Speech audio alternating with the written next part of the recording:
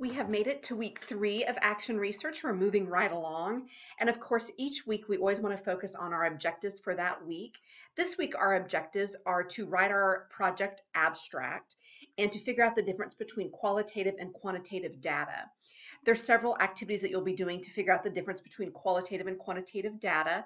There's a PowerPoint presentation to review and an article that talks about the differences. And then our forum question is about quantitative and qualitative data. We're going to be collecting 2 sources of data for our project. We're going to put a strategy into place to solve a problem. We're going to collect 2 sources of data. One of those sources needs to be quantitative and one of them needs to be qualitative. For example, if I was going back to my running example, my problem is I'm trying to run faster. My strategy is to use interval training. So 2 pieces of data I might collect are my miles per minute or minute per miles. That would be quantitative. And qualitative, I could write a journal at the end of each run, journaling how I think things went, and that would be qualitative. So there's just one example. We're also going to be working on our project abstract this week.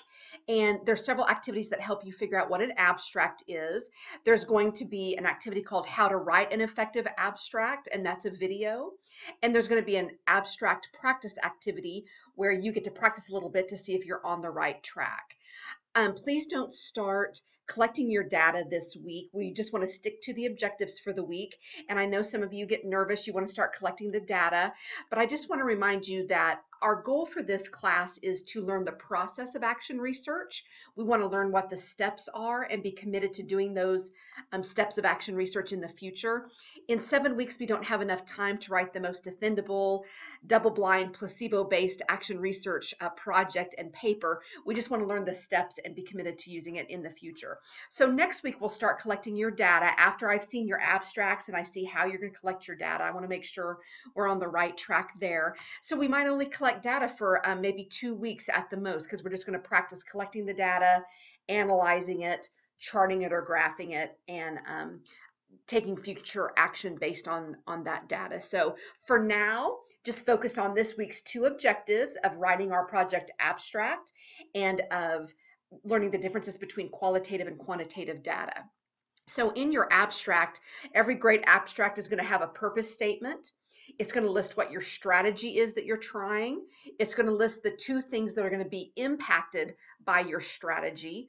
Going back to my interval running strategy, the 2 things impacted were my minutes per mile and possibly my attitude, which I would be looking at in the journal that I'm going to be writing at the end of my runs. A good abstract is going to talk about how you're going to measure the 2 things impacted. So for my miles per minute, I'm measuring it, with a stopwatch. And with my journal or my attitude, I'm going to measure my attitude by writing the journal. So that's the 2 ways I would measure mine.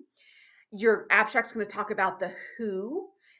In my study, my who would be me. And yes, you can just do your study on one student or on a small group of students or on 1 hour of your day, maybe your 5th hour group of language arts students.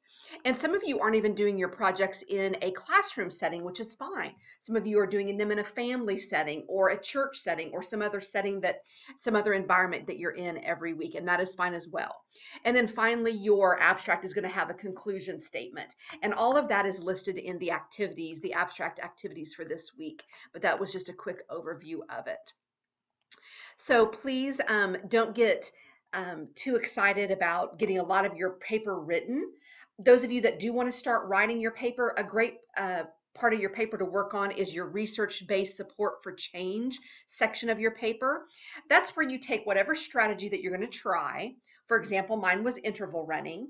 And you're going to go out and you're going to find 7 sources on your strategy. So I would go out and find 7 sources. They could all be internet sources on interval running. And then you're going to write your research-based support for change section of your paper, you're going to talk about maybe some people that agree with interval running, some people that disagree with interval running, or whatever your strategy is.